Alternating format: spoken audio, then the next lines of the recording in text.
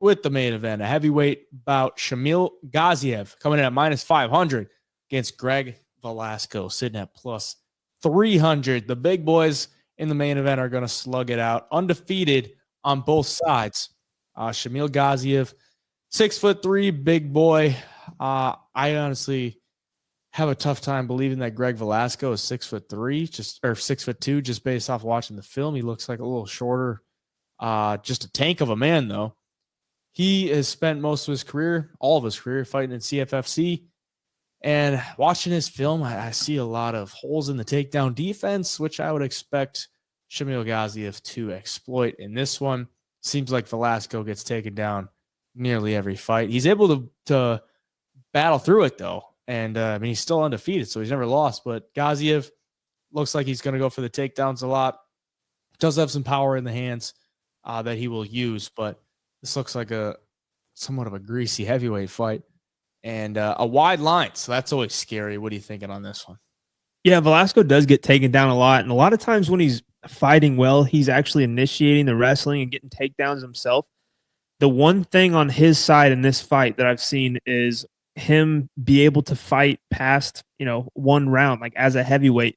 The guy has gone 5 rounds before. The guy has a decision win on his record. For a heavyweight at that level is not, I guess, it's a little bit rare. You see a lot of these guys finishing fights early. I mean, this is heavyweight, though. For a big underdog, anything's possible.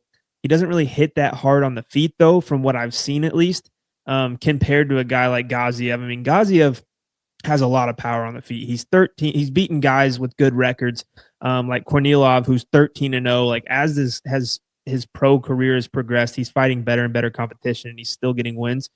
I think if he goes to the wrestling, he could actually dominate, especially early with that Velasco bad takedown defense. On top, he's heavy. He lands big ground and pound. He just seems like the better mixed martial arts athlete to me. He seems like his ceiling's higher and he could go further in this sport. Both guys are undefeated, though. It's going to be interesting. Heavyweight main event with a big favorite. It's like you got to watch out for those dogs, especially on this show. However, I think Gaziev should be the more skilled heavyweight in this fight. But if Gaziev does try to wrestle a lot early and doesn't find a finish, I think Velasco's cardio is decent. I really do. Watching his tape, he slows down a little, but he's never out of it and he never stops fighting. So if somehow Gaziev gasses the hell out, that kind of opens the door for Velasco. But overall, I'm going to stick with the favorite, Shamil Gaziev. We'll see what happens, but I'm definitely not going to lay that price on him. But I think he does win.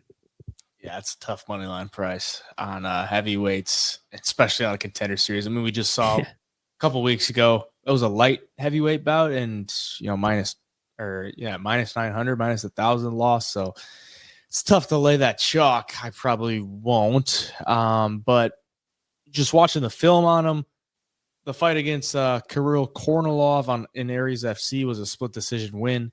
If you watch that fight, it's not like anything jumps off the board to you because that's a good opponent. So, I mean, you're not going to go out there and starch him. His last couple of fights, he's gotten some knockouts in Brave, and those are some decent opponents as well. I think he's fought the better competition overall, and Greg Velasco, he could make it a greasy one if he's just able to survive. If he gets taken down, I do expect he gets taken down fairly early because the takedown defense is not very good. But yeah, on the feet, it's not like he's shown any big one-shot power. So I'm going to take Gaziev for the pick. It's greasy, heavyweights. Yeah, we'll see. We'll see what happens, but he's going to be the pick for me.